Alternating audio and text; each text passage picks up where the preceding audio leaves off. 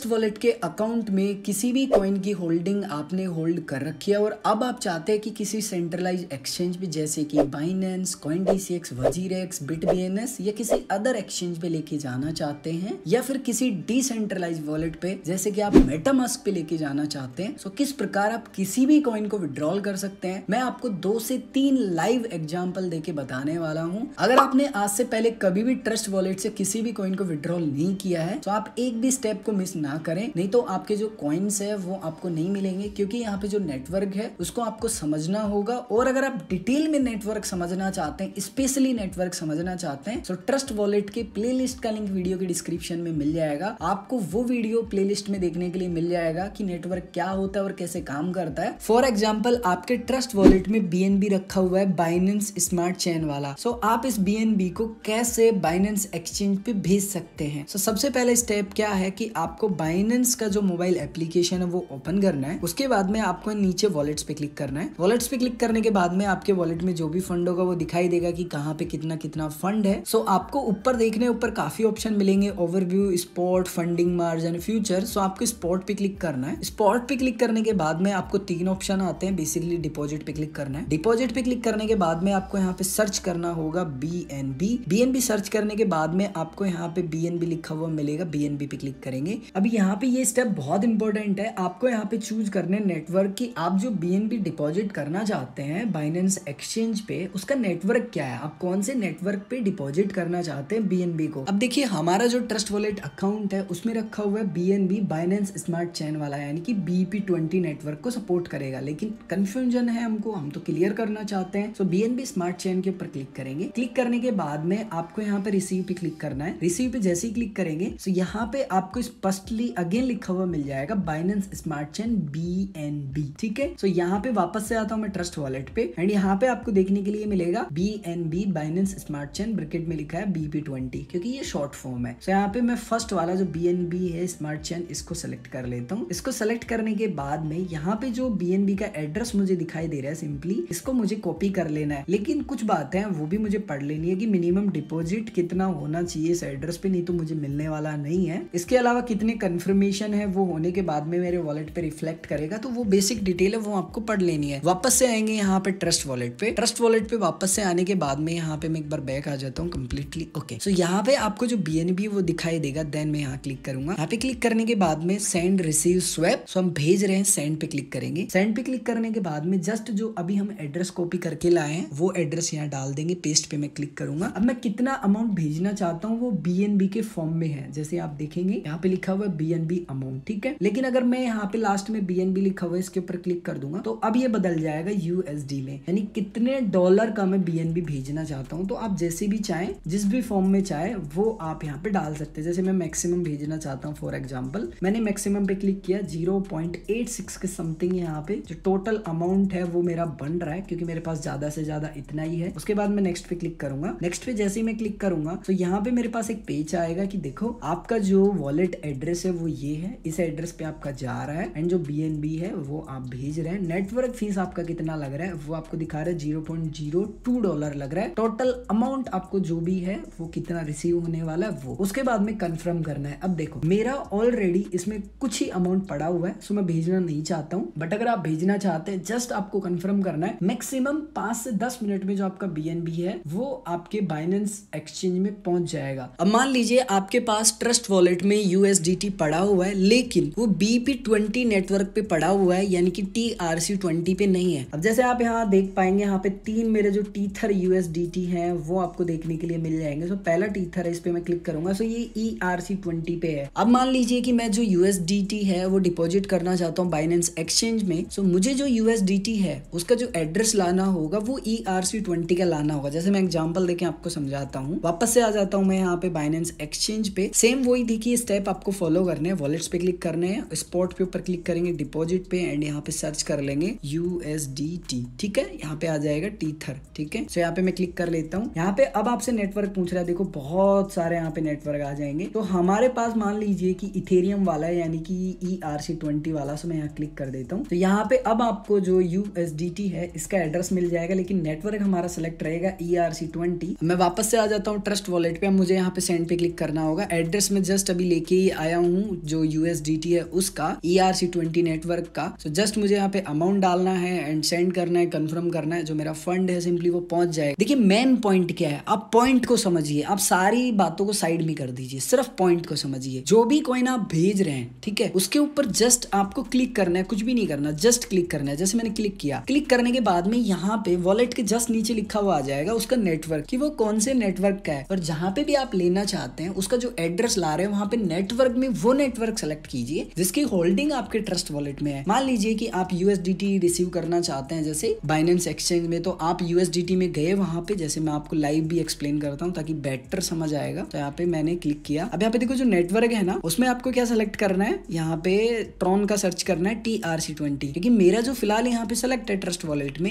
और जो मेरी होल्डिंग है वो TRC20 पे है USDT की। सो आपको पॉइंट समझना है कि आपके वॉलेट में क्या होल्डिंग है, कौन से नेटवर्क पे है, और उसी कॉइन का उसी नेटवर्क का जो एड्रेस है वो लाना है और भेजना है। कॉम्प्लिकेटेड बिल्कुल भी नहीं है, अगर आप खुद से कॉम्प्लिकेटेड करेंगे ना तब होगा। बस इतना ध्यान रखना है कि जो भी कॉइन का आप सिंपली एड्रेस ला रहे हैं उसी नेटवर्क की होल्डिंग आपके ट्रस्ट वॉलेट में होनी चाहिए। अगर आपने जो नेटवर्क है वो उल्टा पुल्टा कर दिया तो फंड आपका लॉस हो जाएगा, वो रिकवर भी नहीं होगा। सो खासकर इस बात का ध्यान रखना है। अगर आपका कोई भी कंफ्यूजन है आप कमेंट करके पूछ सकते हैं। अगर आप ट्रस्ट वॉलेट से रिलेटेड और अधिक सीखना चाहते हैं तो ट्रस्ट वॉलेट की प्लेलिस्ट का लिंक इसी वीडियो के डिस्क्रिप्शन में मिल जाएगा। उम्मीद करता हूँ कि आप सभी को वीडियो अच्छा लगा होगा, और अगर आप सभी को वीडियो अच्छा लगा है और अगर आपने अभी तक इस वीडियो को लाइक नहीं किया है तो इस वीडियो को लाइक कर दीजिए, और ऐसे ही इंटरेस्टिंग वीडियो देखने के लिए इस चैनल को सब्सक्राइब कर लीजिए एंड बेल आइकन पे भी क्लिक कर लीजिए एंड ऑल पे क्लिक कर लीजिए ताकि जो भी मैं वीडियो डालूं उसकी नोटिफिकेशन आपको मिल जाए। मैं मिलता हूँ आप सभी को एक और ऐसे ही नए इंटरेस्टिंग वीडियो में।